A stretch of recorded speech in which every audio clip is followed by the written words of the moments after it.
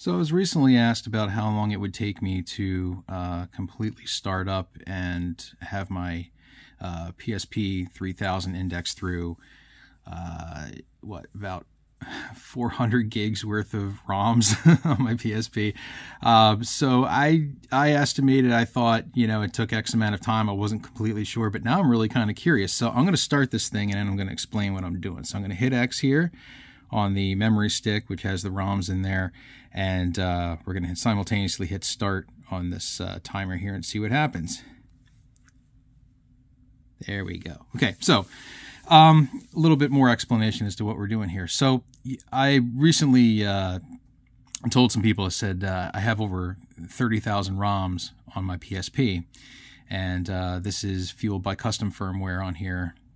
I set this up several years ago, but I made sure to use really good memory cards for this. They're both SanDisk, two separate 200 gigabyte cards that are separated by a PhotoFast adapter. So it houses two micro SD cards in here. Let's see, we're up to 40 seconds already. So we're keep going here. So yeah, I kind of wanted to see exactly how long it would take. I know it takes a while to, spin through and for the PSP to recognize every single ROM and list them accordingly. It can take up to several minutes, but I think really the big differentiator here is a couple things matter. Number one, I think you want to use a really good quality card. Obviously, you don't want to use anything that's generic. Use a good name brand. Use something with a decent read-write transfer rate. The type of firmware you use will impact this also to some degree. Not a large degree, but, to some degree.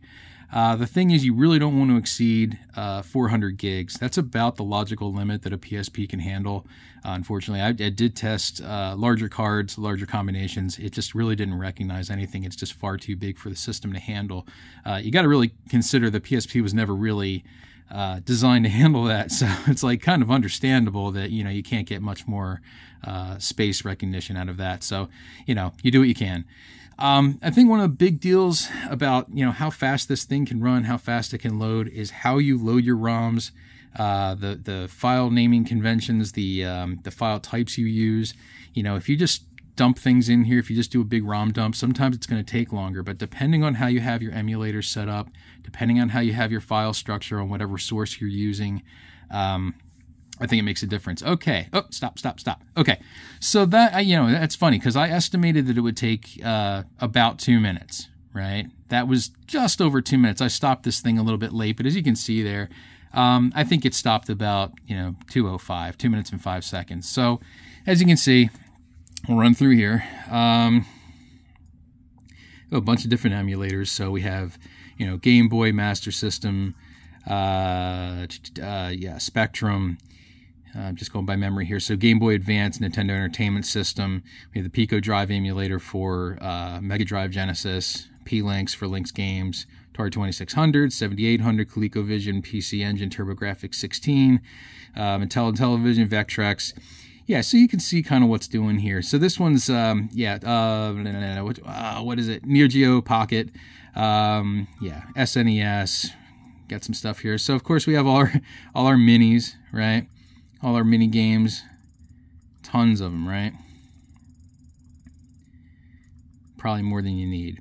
I could sort, by the way, I am fully aware that I can, hit the button here to kind of condense all these, into a different file structure. But I just kind of want to show you, somebody had mentioned too about, hey, it's going to take a long time to scroll through. Yeah, totally. That's the one, that's the one downfall, right? It's going to take a long time. Depending on the order of which you dump these ROMs in here, it will, to some degree, impact how they show up in this list. So just something to consider. Look at all these. There we go. Okay, so now we're into our full-size ISOs. A couple more minis in there. Yeah, they're scattered throughout. But yeah, you can see, there's almost every single PSP game on here. I know it's kind of hard to believe. It's not all of them. Notice I didn't say all, but it is most. It is the overwhelming majority. I'd say if I had to guess, it's probably anywhere from 90 to 95%. Quite a few.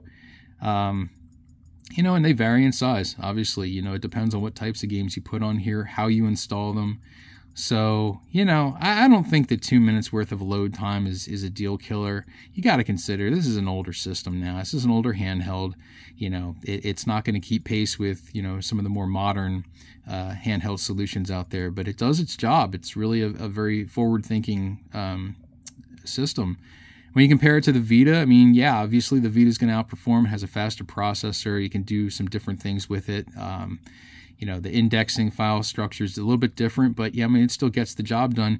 I have yet to really mod a Vita, because the only one that I have is still one that I use, that I do go online with it. So, you know, I don't want to invalidate it by, you know, putting on any kind of like, you know, jailbreaking software just yet. Eventually I'll probably end up doing that, but nothing yet. So anyway, you know, I hope that this helps. Again, you know, just to kind of keep in mind, this is a PSP-3000, so, you know, slightly faster processor than the 1000s.